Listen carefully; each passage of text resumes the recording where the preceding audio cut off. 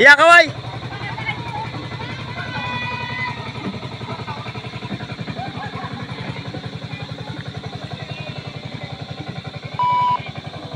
Yo, what's up mga idol?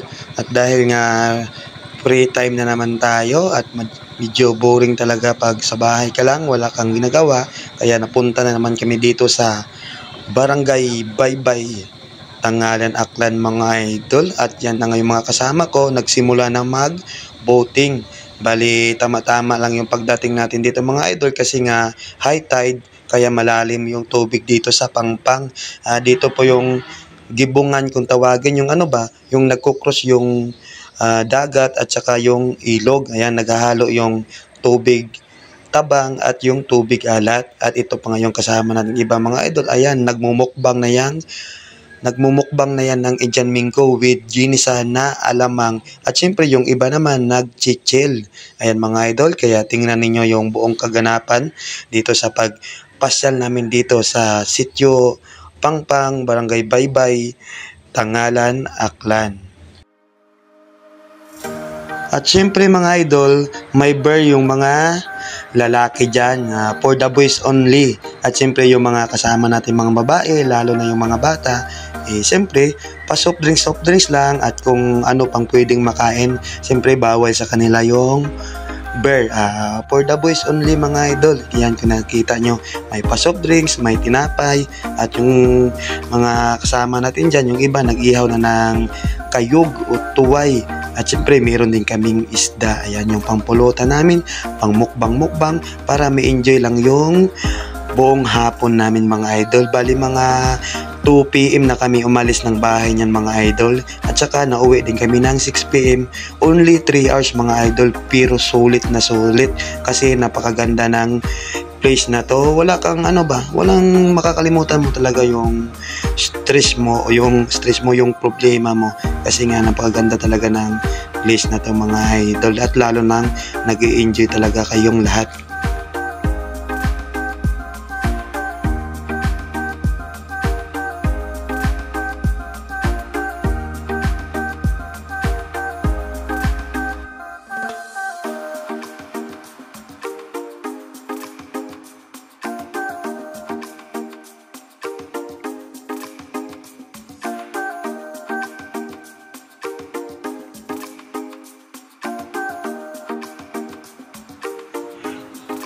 At syempre mga idol, namasyal din tayo dun sa gitna ng ilog habang malalim pa.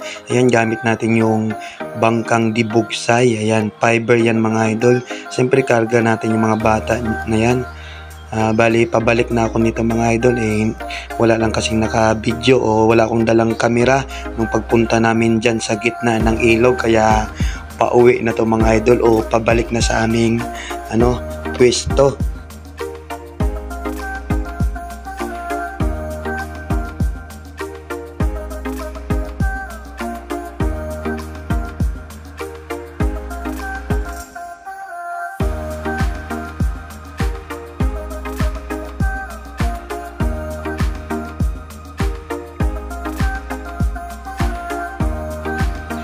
At nang maayos ko na nga yung bangka mga idol at natali ko na sa puno para hindi na makaalis, isa-isa ko nang binaba yung mga pamangkin natin. At siyempre dyan si Baby Prince. Ayan, sayang lang talaga mga idol kasi wala akong dalang kamera pag ikot namin, kaya ito na lang. Buti nga lang nabidyohan tayo ng kasama natin habang paparking yung bangka natin. At ito na nga mga idol, after namin mag-ikot dyan sa kita, siyempre naligo din yung mga bata kasi nagwawala, gustong maligo kasi nga yan din talaga yung punta nila dito o punta namin.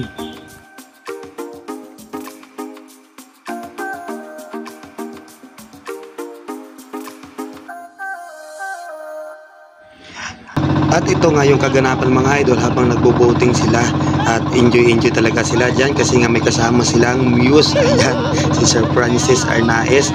Kaya nga halata talaga nag-i-enjoy sila. At bali itong video mga idol, kuha na to ng kasama natin. Dinugtong ko na lang dito para makita din natin kung ano yung eksena nila doon papunta ng dagat. At kung napapansin nyo nga mga idol, parang hindi na nga natin maintindihan yung sinasabi ni Sir Francis dito kasi nga parang sobrang enjoy lang talaga siya o may tama na sa Red Horse. Pero wala naman na enjoy talaga siya mga idol kasi nga first time niya dito makapag-boating dito sa ilog at dagat ng Tangalan, Aklan mga idol. Ang yung gamit pala dyan na motor mga idol ay yung may makina na o yung di motor, hindi tulad ng gamit ko kanina na fiber lang at ibugsay yan. Ito kailangan talaga ng driver kasi nga di makina. At paglabas nga nila ng ilog mga idol, siyempre nandito na sila sa dagat. Kaya tingnan din natin kung ano yung eksena nila dyan sa dagat. At medyo okay naman yung panahon this time at yung alon natin medyo maliit lang naman at kalmado. Kaya at safety naman yan mga idol kasi nga yung bangka nilang gamit yung motor at malaki. Yung pangdagat talaga mga idol, ginagamit din ito nila ng panghuli ng mga isda.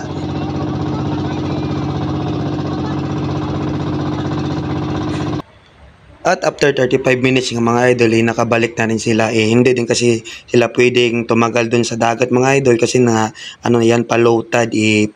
Kasi yung ilog na yan, bumababa din yung tubig. Baka hindi na rin makabalik yung bangka o makaparking dito. Kaya nga bumalik din agad sila at saka short time lang talaga kami dyan mga idol, 3 hours lang. Ayan, pampalipas ng oras namin sa buong maghapon mga idol at halata naman na enjoy talaga sila. Ayan o, panay kaway-kaway.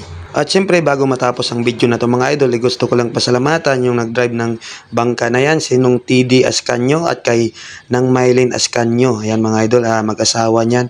At syempre yung gamit nilang bangka, yung may pangalan na Matmat, ayan flex ko lang, pangalan ng anak nila yan. Syempre gusto ko lang pasalamatan yung mga kabayawan ko dyan, bilas ko dyan, hipag ko dyan kay Papa dyan, thank you sa pag-welcome sa amin. At napakaganda talaga dyan sa lugar nila at enjoy talaga kami, lahat kami. Super enjoy. So ulit, thank you talaga at sana may susunod pa pag may budget. At hanggang dito na lang yung video natin mga idol. Yan, thank you sa pagpapanood. Kung nagustuhan ninyo, pakishare naman mga idol. Dala na rin yan sa support sa account natin. Yan, thank you mga idol at sa lahat-lahat. God bless po sa lahat-lahat.